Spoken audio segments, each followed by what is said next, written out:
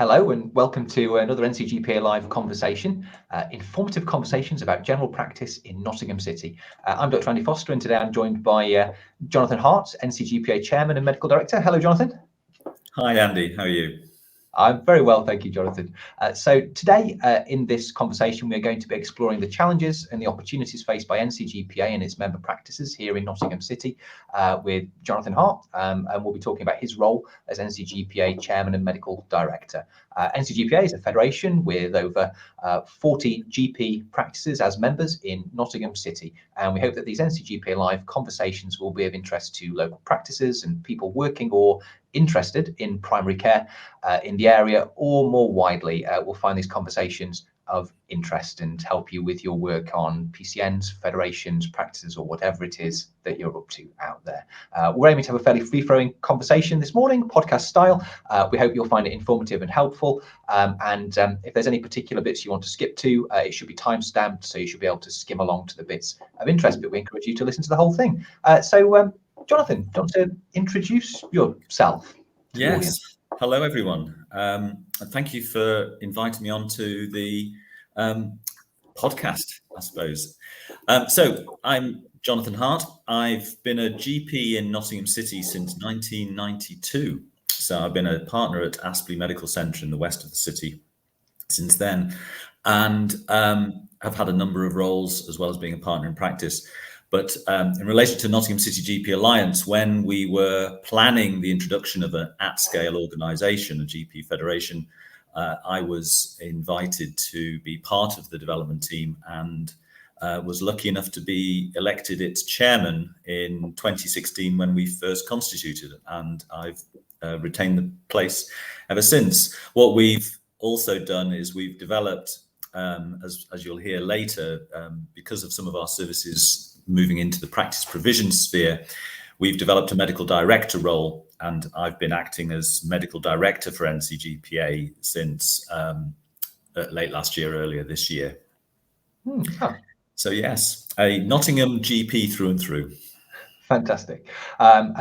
Just for those who are interested and for declaration of interest purposes, I'm Dr. Andy Foster. I work with Jonathan on the NCGPA board, where I'm a member, and I'm currently acting Deputy Clinical Director of Primary Care Network 1, Bulwell and Top Valley Primary Care Network, and I'm a GP partner in Nottingham City, fairly close to where Jonathan works. Yes, just up the road. I'm up in Bulwell, and I've been there for 10 years, which is starting to feel like a long time as well. So, Jonathan, just for those who aren't familiar with NCGPA, what is NCGPA, and even what do those letters stand for? Because we've not called it by the name. So fire away. Acronyms, aren't there? Yes.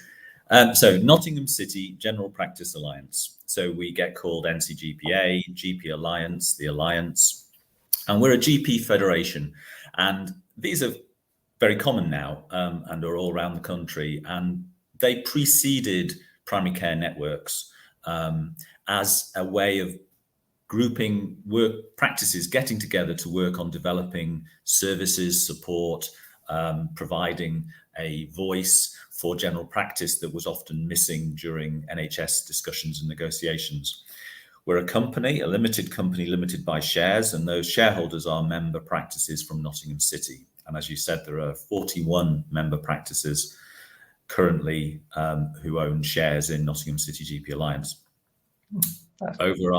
And when we started, we had the aim of a variety of things. We recognized that the political landscape at the time was moving towards at-scale service provision.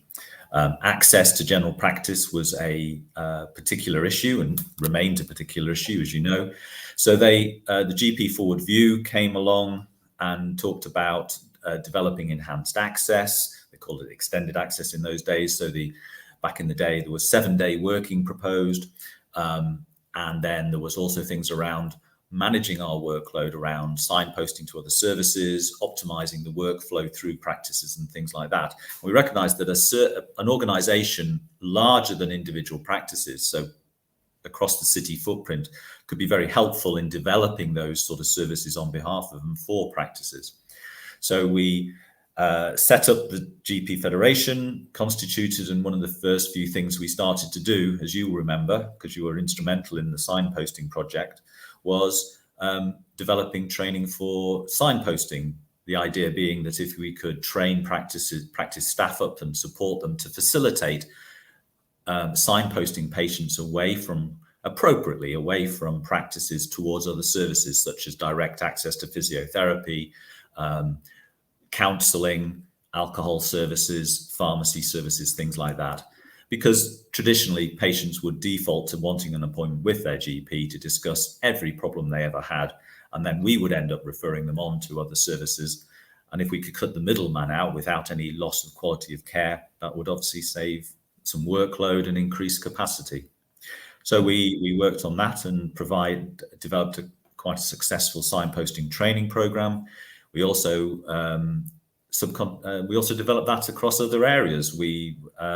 It got picked up nationally, and I think you went up to Leeds. We had our trainers going up to places in the north of the country to train those areas doing the same, which was very, an excellent advert for NCGPA. During that time, extended access came along, and it was very clear that the vast majority of practices in Nottingham didn't have the capacity to do the extended access, so working till 8 every day and at weekends. And there was very strict criteria about the number of additional hours of capacity you had to provide.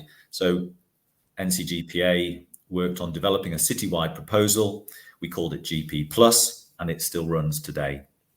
So we provide 190 odd hours a week of additional GP capacity across the city for patients to access. And those are,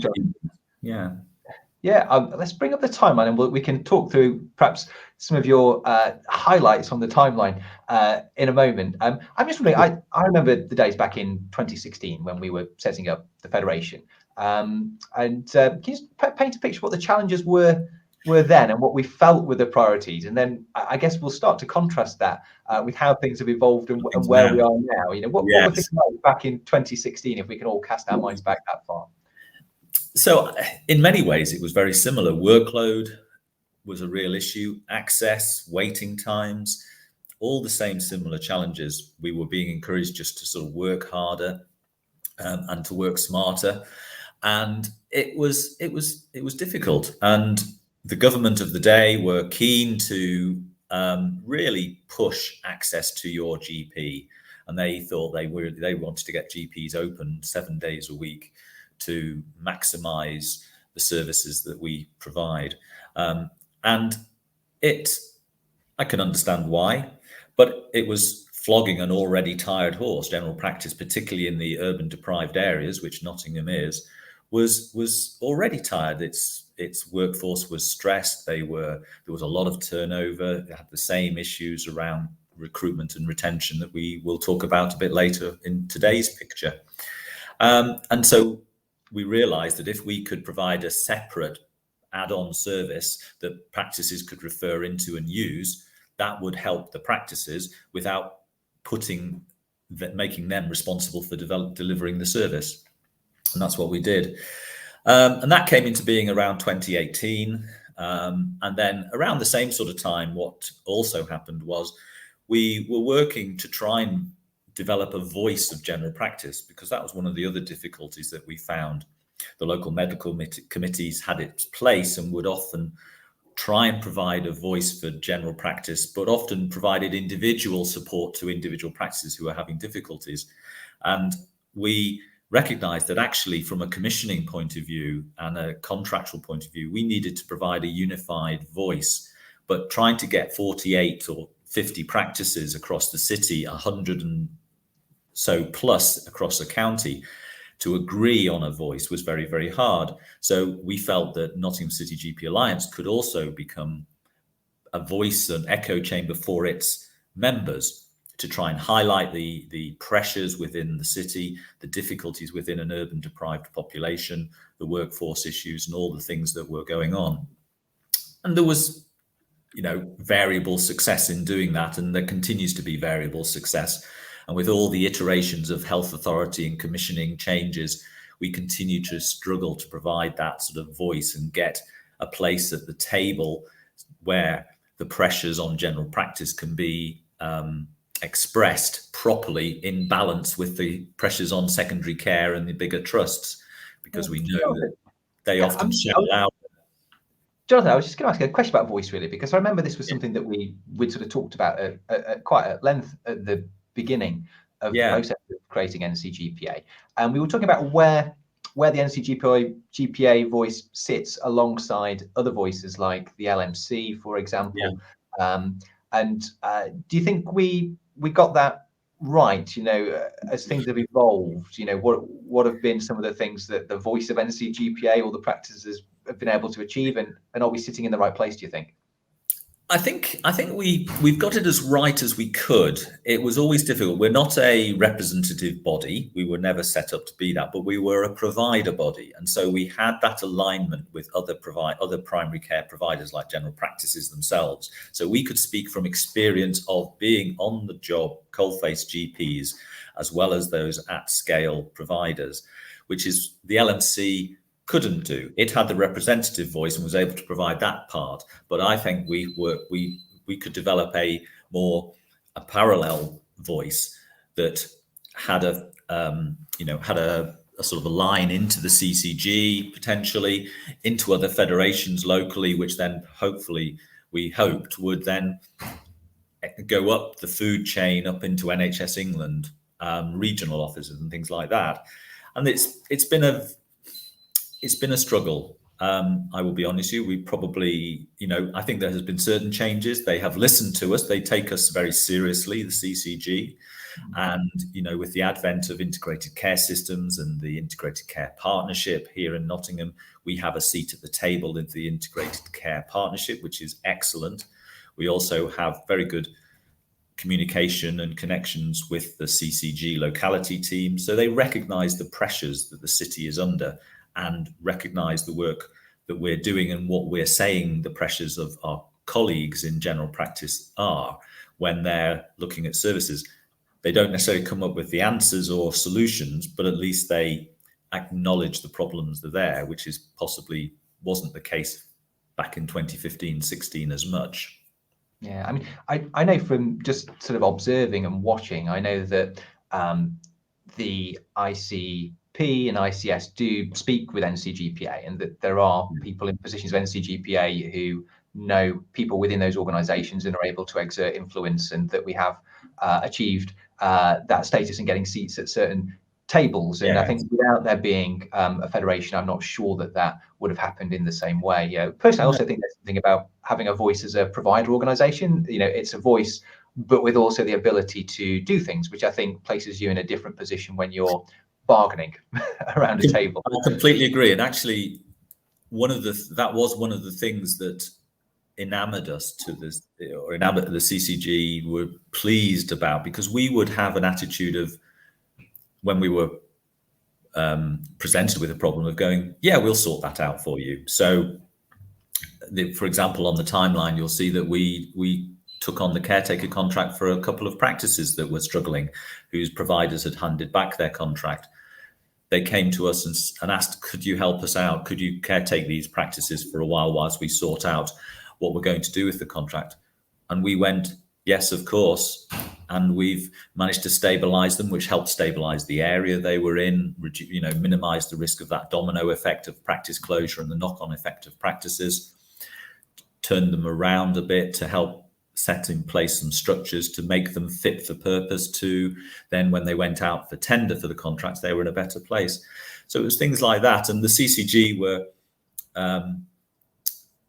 it was a bit of a victim of our own success, because then when we showed that we could do things, we could respond and react, we got asked to do more and more, and we grew very fast, as you know, and that then created its own internal pressures in almost growing comfort.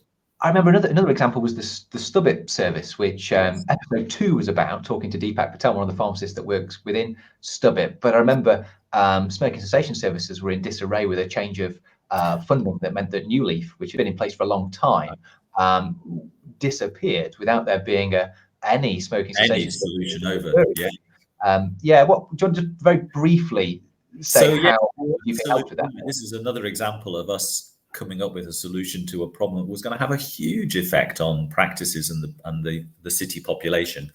As you know, unfortunately, smoking rates in Nottingham are huge as a probably as a legacy of having a John Player's factory in the site and being a major employer in the city in the 60s and 70s.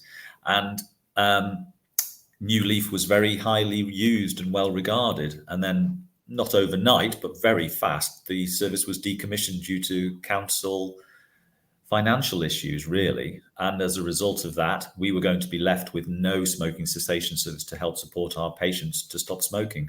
And as you will know, in Bulwell, chronic respiratory and cardiac disease is a huge morbidity for patients. So we worked with our public health colleagues and to try and find a solution. And one of our colleagues, Hussein Morji, who's another GP and local GP and another board director,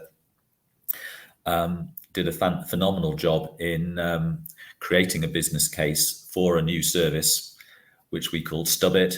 It's a pharmacist-led, is brilliant, links in with other smoking cessation services elsewhere across the city, so the hospital-based services and the midwifery-based services. I think we also tried to run clinics in some of the local well-being hubs to Nottingham Recovery Network centres to encourage those more vulnerable patients like substance misusers, etc., to access those kind of services. And it's carried on going, and it's maintained a level of service that would otherwise not have been there. So you're absolutely right to highlight that was a major achievement in keeping some smoking cessation services going. I think so. Jonathan, you mentioned the challenge of a growing organisation, and I remember the early days when we were at is it David Lane by the tram stop? Lane, yes, in the Enterprise Centre. Yeah, yes. Enterprise Centre, a building for new startups, next to some internet startups there. That was next door to the Primary Care Development Centre as well, who were also in the building. And they were interesting times and very, very small staff, and really an organisation that initially wasn't doing a great deal. Fast forward 6 years, NCGPA is managing practices, is managing citywide services, is providing employment staff for ARS roles and services for primary care networks. It's now a huge organisation. What were some of the challenges of scaling up? Because for any accomplished, successful businessman, it's difficult to scale up an organisation like in that way. How was that? It was difficult. I mean, it becomes almost it almost gets a life of its own. So as things developed, and particularly through 2019 when primary care networks came on the scene, and very quickly we practices needed to start working together in these new networks to form sort of an organization. They needed to have a banking function, they needed to have administrative support, they needed to start looking to recruit the additional staff that were going to save general practice.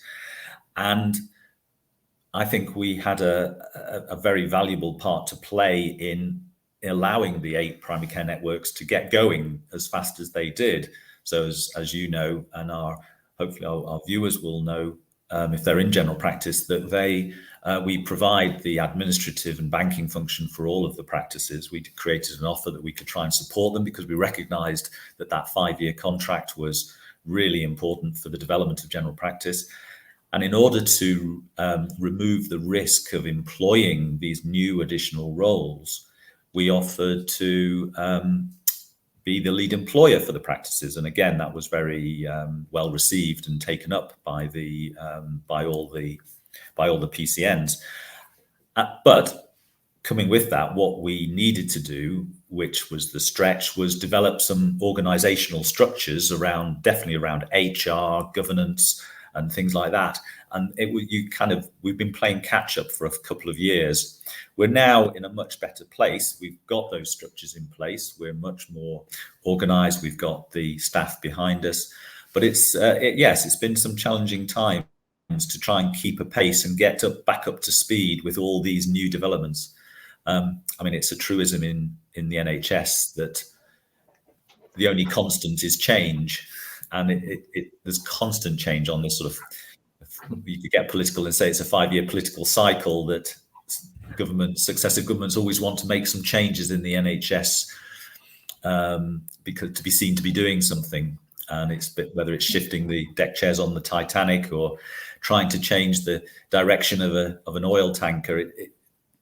Proper change takes time, and we've had to embed new ways of thinking, new alignments, new collaborative working, while still doing the day job, still providing citywide services such as Stubbit, such as the GP Plus extended access service and things like that. So it's been exciting and interesting, worrying at times, but we're in a position now where I think we've got a very interesting, exciting future ahead of us. As Jonathan, we'll talk about moving into practice provision soon, but I was going to ask a question about primary care networks, Jonathan, because I remember when we were at the sort of inception of NCGPA, federations were the next big thing, and that was the answer to the survival of primary care. And then in sort of 2018, 2019, the primary care networks and the concept came along of something that was different in terms of perhaps its scale, but actually had a lot of similarities with federation and federated working. How did and has NCGPA found its place within the new primary care network-led landscape? How did that process go of accommodating to the reality of primary care networks and learning how to be helpful? I would hope that we facilitated the development of the primary care networks in Nottingham City. And I think if my view, and for those of you who may know, I was a clinical director of our primary care network for a year and a half as well. So I know firsthand that how much work went into developing the primary care networks. And I think without NCGPA there, we would have really struggled. And I'll be honest with you, and you may have a view, I felt if there hadn't been a GP federation around, we probably would have invented something very similar to manage the functions that NCGPA manages and runs on behalf of the PCNs. So I think we probably would have created a vehicle to be the lead employer, to be the banking function, the admin support, rather than it having to be put on individual practices, and with that risk, particularly the HR and employment risk of the additional roles, which are a huge expanding workforce with obviously a huge cost and liability to them. Yeah, I mean, I agree, Jonathan. I remember in the early days of primary care networks, one of the main concerns was the employment liability around a new additional workforce, and it wasn't clear at that time. I think it's become more clearer since then that those roles will continue to be funded at the end of the 5-year primary care network contract, but that wasn't necessarily a given. So people were really worried, and I know in many areas of the country, perhaps where they haven't had federations or they've chosen not to go there with that model, there have been practices that have taken on the role of lead employer, but they're potentially exposing themselves to quite a lot of business risk, I guess. And in Nottingham City, with 8 primary care networks working in quite close geographical locations, I think it was potentially likely that many of those would have banded together to pool the risk in a limited liability vehicle like NCGPA. So it was, I guess, handy that it had been formed prior to that. I think so. I mean, if you remember, the PCNs were formed, particularly in Nottingham, they were based on geography. It wasn't like-mindedness or whether you knew your neighbouring practices or had a relationship with them in advance.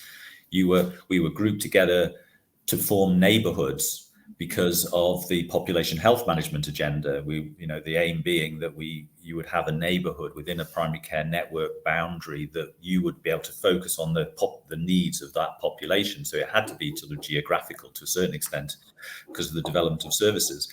But the relationship, the previous relationship with those practices may have been very, very varied, and trying to, as you know, develop a relationship is difficult when you're working with business units, business units working together who've not really worked together before necessarily, have different ways of doing things, different priorities, different struggles, different opportunities. So I think having the NCGPA, I hope having NCGPA there to provide that sort of backstop and safety net has been a helpful thing.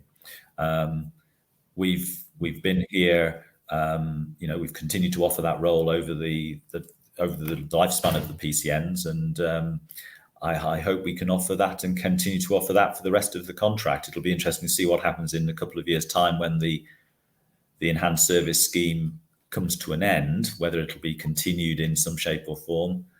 I think with COVID, we kind of lost a year and a half of the maturation of the network. So it'll be interesting to see what happens.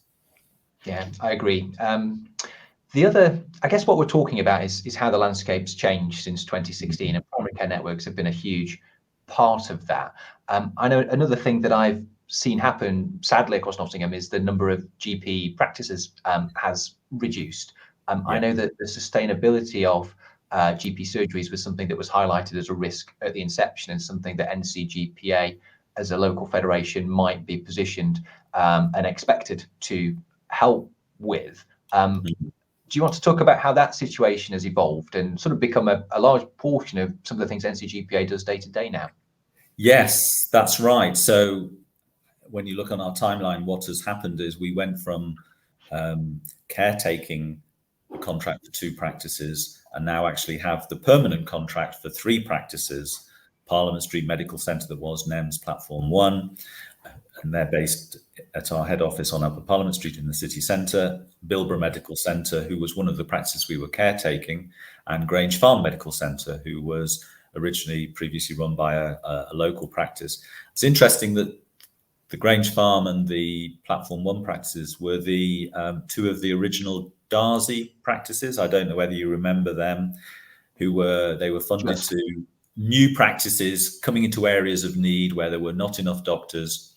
And I think there were, I can't remember, there 3 or 4 in this area. So Southglade was another one, interestingly, which, so it's interesting that those 3 contracts were not maintained by their providers for various reasons and challenges. So we went through a bidding process, a tendering process, to put a business case for the running of those, and were successful in doing that. And what it's enabled us to do is really to pilot and develop the concept of a resilient inner city general practice. What does that look like? And what do we need to have in place to provide recruitment and retention opportunities for our workforce? Because I think that's the biggest risk to inner city general practice, that people are not going to come to work here or are going to leave prematurely, and turnover of staff will become a risk. And we're not just talking about GPs, we're talking about nursing staff and admin teams as well. Yeah, Jonathan, if I can just jump in. I've got a few questions to guide us through this thread, actually, because you mentioned it's challenging, inner city general practice. What are some of those challenges or characteristics of Nottingham City that may make it a challenging place to operate? Okay, it's one of the most deprived areas in the country. So there's a huge amount of vulnerability and social disadvantage. We know that the healthy life expectancy of our population is up to 10 years less than in the more affluent areas around us in the county. We have huge issues with social inequality, as well as health and care, medical inequalities. And it's so they require more care, they have more health problems, they have more demand and need for our services. And we are working in areas, but what happens is, technically, you tend to work in areas where there are less GPs per capita than in other areas, because GPs have a choice of where to go. So what we need to do is find a way to encourage GPs, nurses, social and health care workers to come and work in these areas, to develop and provide services for our patients and our population. And that's the biggest challenge, isn't it? And Jonathan, what have you learned about the potential solutions to those challenges, or how has the thinking evolved on that? So You and I are partners in our practice. I've been a GP, I've been a partner at Aspley now for 30 years coming up this year. But partnerships are partners are withering. I wouldn't say we're a dying breed, but I suspect that the partnership model is kind of withering. It's harder to recruit new partners. And so succession planning for practices where there is fewer partners left, 2 partners, 1 partner with the list, they're looking for other ways around that. They're looking at succession planning, and they have quite rightly wondered, well, could an organization like NCGPA be part of that solution? We run contracts now. We are, could we have a conversation with a practice that is looking to find a way for its partners to retire from the partnership work, but maintain their clinical work? Because a lot of the messages we hear is, I still love being a doctor, I still want to do my clinical work, but the partnership and the admin and the responsibility is what's killing me. So what we're trying to do is develop a salaried workforce model, because we recognize the discretionary effort that partners give to their businesses, because it's their business, so they have a feeling of responsibility and duty to ensure that it continues to run, that income is earned so that the partners get paid. And when you talk to newer doctors coming through the training program, they see what partners are having, how the long hours partners are trying to work, what the responsibilities are, and quite understandably they go say, well, that's not for me. I want to be a doctor. I don't want to be a manager. I want a career where my work is, I accept I'm going to work hard, but I don't want it to be out of control. I want a work-life balance. I want a portfolio career. I want to develop some interests, some of which may be leadership and managerial, some may be clinical, developing that. And so what we're finding is that if we can develop a model that provides career progression, not just, you're now a GP, get on with it and work hard for 30, 40 years until you retire, but actually has opportunities for progression through grades or whatever you might want to call it, developing skills, developing experience, developing additional services, developing leadership, teaching, training, looking into research, huge opportunities. But if we can build that in a developmental and supported way, rather than having it bolted on to your day job, then we think that will be much more attractive as a recruitment aim into the city. What we also recognize is this term now that's being used, severe multiple disadvantage. We all know what those kind of patients are like. We have huge numbers across the city, and that's one of the challenges of providing primary care in the city. And what we want to do in the Alliance is develop work to try and support practices to manage these patients, not necessarily by working harder and seeing them, but by looking what are there different ways we can do that.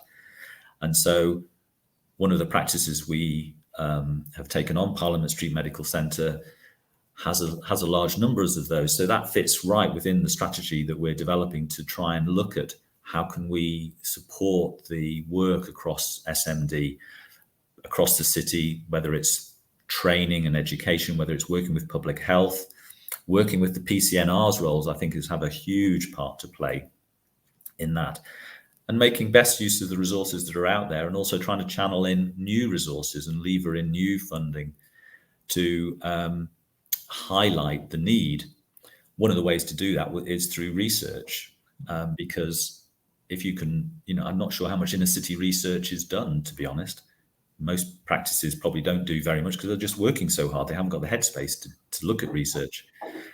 But actually, it's a really important area, because if you can use research to identify the issues, then that gives you the information to then make the business case to lever in the funding. Yeah, I think that's really, really logical, Jonathan. I was going to ask, I'm wearing a practice hat here, a GP city sort of partner's hat, because some people might look at some of the things that the Federation has begun to do in terms of managing practices directly, so taking on that direct management role and providing a salaried sort of workforce option with and aiming to do so under quite good terms for staff. You know, rightly so. That's good. It's good for staff. It's good for the profession, but might be seen as competitive with the existing GP partnerships out there. Should GP practices and partnerships view NCGPA as a competitor? I think that some people can fall into that type of thinking. I mean, what do you have to say around that? No, we're not here to develop a massive super partnership model and be predatory at all. And on the basis of competitive rates, when our salary GP adverts are advertised, you'll see that our rates are very average and within the market norm. We are not trying to buy a market, because actually that's anti. That doesn't work, because actually practice budgets are being ever tightened, and so if we, pay well above market rate on salaries, that's the biggest part of the cost of running a practice, and it would be unaffordable. You can't do it.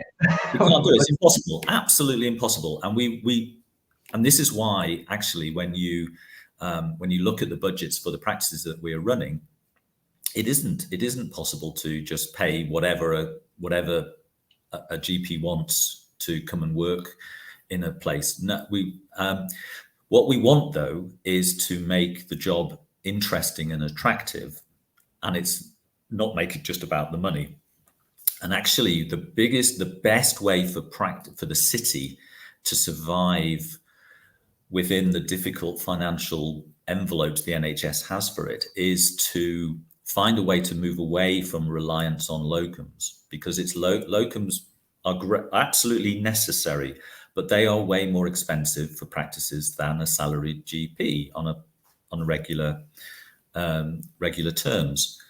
And whilst locums are needed, I think what we need to do is actually look at how can we encourage the use of permanent posts and that developmental career path that will allow a new GP to come in a supportive environment, that sort of mentoring and supervision that actually is given to the R's roles without question, but is often not given to the new to practice GPs. And they've been used to a mentored and supervised training scheme. So it's quite a shock to the system when they come into general practice and have to just get on and see patients. So we recognize that. And as you know, there's a lot of the Phoenix program in the area run a lot of new to practice schemes. There's the First 5 program with newly qualified GPs. And we want to embrace that and encourage that supportive environment. And then as you become more experienced and skilled, actually then hopefully you may become the mentor rather than being the mentee, developing that, continuing that support. And this is, we're not really sure there's many places across the country that have solved the salaried workforce conundrum.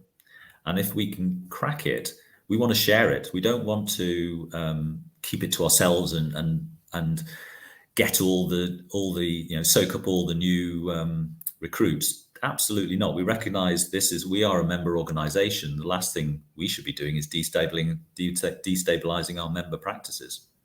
We want to try and find solutions for them.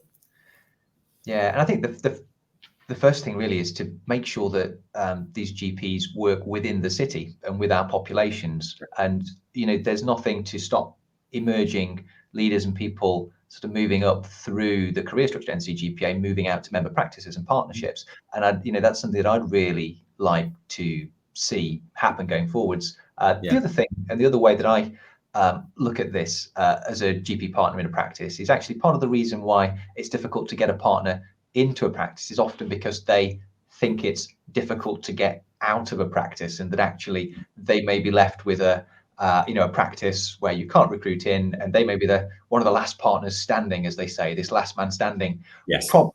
And actually NCGPA, in a strange way, I think, by providing an exit for partners and practices, may actually make it easier to get people in the first place, because they know that you're not going to be left holding the baby, the practice at the end of the day if something bad happens. Absolutely. And I hope this message is coming through. I do not oppose partnership. I am a partner, and I'm going to remain a partner for my career. And actually, in my practice, we've just recruited a new partner. One of the salary GPs who was working at my practice has just joined the partnership scheme on the new to partnership practice scheme. So I fully support and encourage the GP partnership model where it works. But what we recognise is that the pressures of urban inner city general practice are such that it often doesn't work, and it puts a huge amount of pressure and responsibility on a few individuals, which is very difficult. So if we can find an alternative model that works to enable high quality care to be given, but a resilience to the workforce, then I think we have a duty to explore that and preserve general practice in the inner city, because if we don't do it, people will vote with their feet and not come into the city. Like you said, the recruitment problems will continue, and they will go elsewhere. And then there will be, the nightmare scenario for me is a sort of a ghettoized areas where there's no doctors in areas. I want the city to have. Yeah, we're in the country where that's happening. It's very, very difficult to recruit and run a GP service. Jonathan, I was going to ask, and I'm going to help you by bringing up, I think, the latest iteration of the mission statement onto the screen in a second. Well, thank you for not asking me to quote it. Yes. Just to outline, what are the main areas of focus currently for NCGPA? So the key part for us is Nottingham own general practice. We want to retain, we feel that Nottingham primary care teams understand Nottingham better than anyone else and need to be part of the solution for Nottingham general practice. We want to make the care high quality, as I'm sure does everyone. We want to make it person-centered, and we want to ensure that it responds to those needs, because we have a very diverse population. We have a hugely disadvantaged population. We also have a lot of students. So the needs are quite diverse. And it's really important that the primary care teams working in those different communities are able to respond to those particular needs.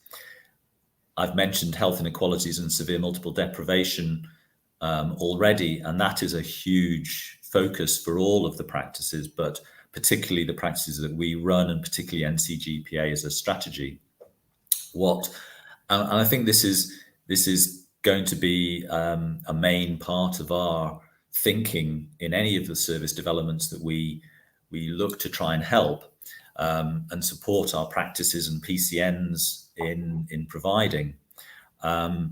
We want to be guided by what's important, what are the priorities that other practices have seen. So last year, we did a bit of a tour, tried to talk to as many of our member practices as possible about what the challenges they're facing. And that was really helpful. And we fed that back at the last annual general meeting we had in March. And I think we will try and do the same again regularly, so that we keep in touch with our members. We keep that feedback process coming, because we don't just want to sit at NCGPA head office thinking, oh, what would help the city? We want to find out, well, what would help practices A, B, and C? What would help practices in Bulwell or Aspley or Hyson Green to survive, thrive, and offer a responsive service that met the needs of their population? Examples being, would an acute home visiting service work to help create some capacity in the day? Would developing a collective back office service functions to take some of the clinical and administrative workflow off practices to allow them then to develop some capacity for clinical care, things like that. And now having some practices, we can actually develop those in a practical way and sort of road test them, and then share our learning out to our members and to our PCNs. And it's that sort of thing.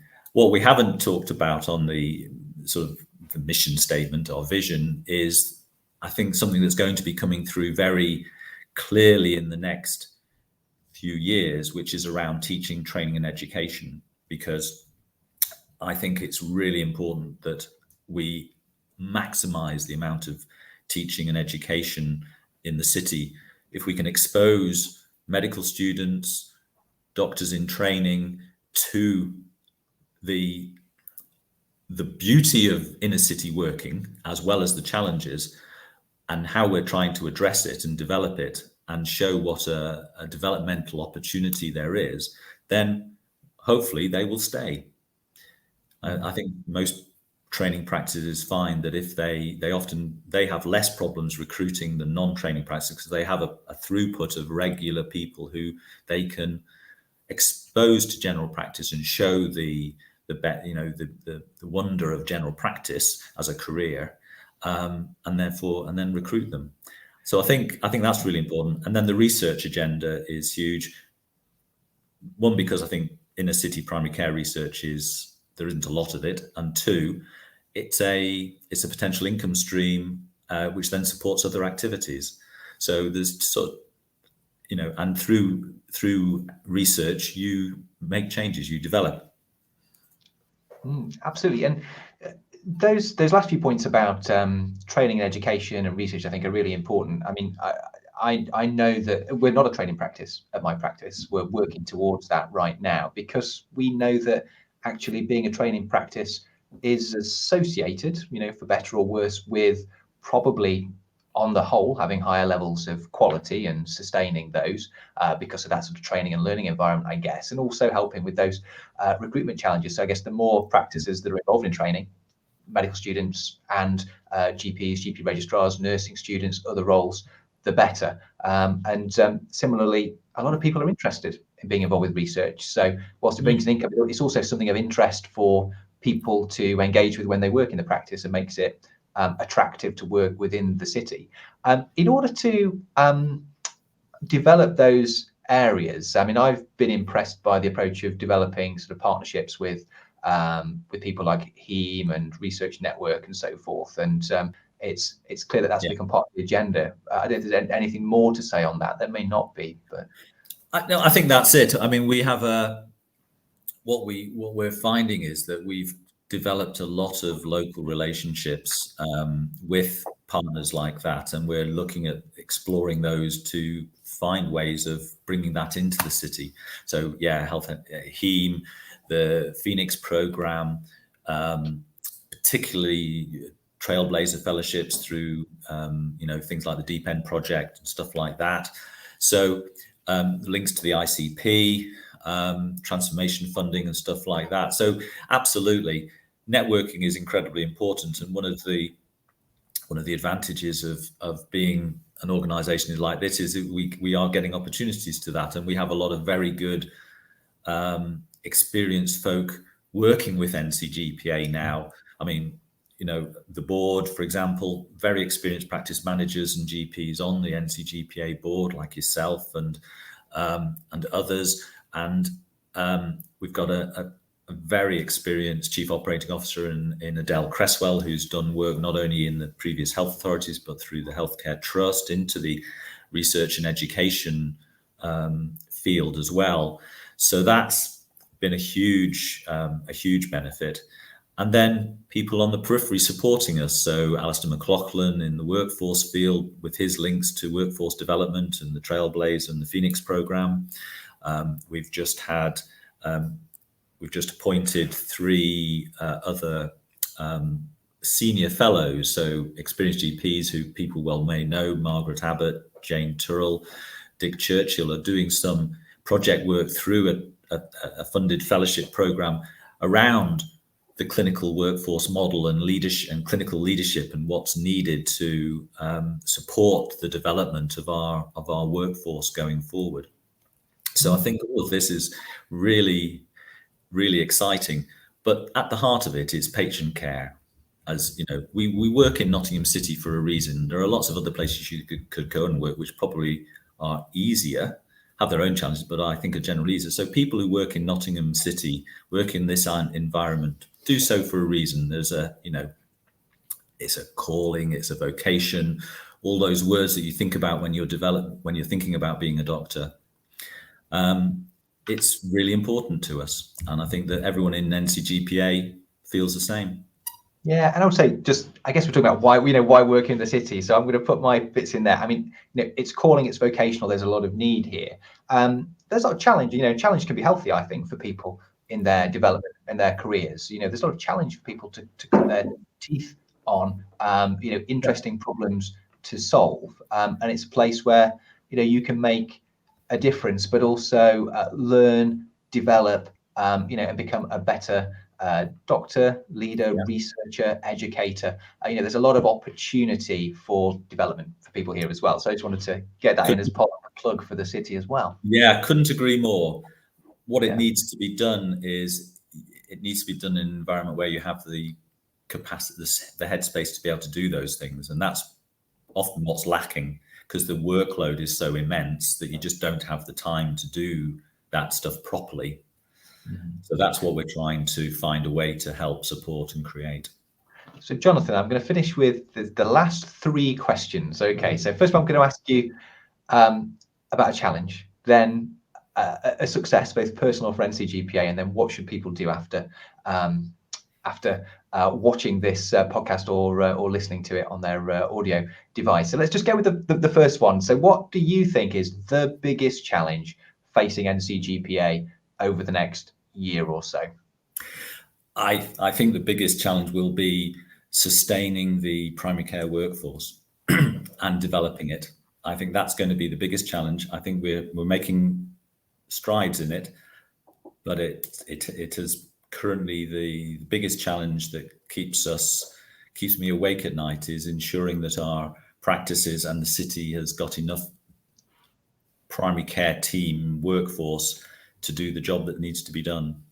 I think that's absolutely right. And, there are other organizations like the ICP, the ICS, primary care network. So they have a lot to do. And often their focus is pulled away from the sustainability of practices and raw general practice onto other projects. So I think it's right that at least an organization has that as their focus. That's really absolutely. We're a GP owned and run organization. We have our first priority is to general practice, and without blowing our own trumpet too much, without general practice, the health service will fall over.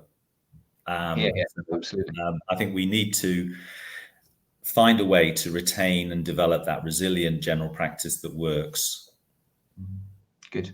And any sort of either organizational success for NCGPA over the last few years, or personal success within that, what sort of one thing do you think is something that's been dealt with well, or that you feel proud of? Well, I'm incredibly proud of the fact that we have we've survived 6 years, that we are still providing, I think, a quality service across the citywide. I am very proud of the fact that we have the faith of the health community in terms of running these important GP contracts. And I think and I'm very excited about the future of the profession locally. I can see the real opportunity.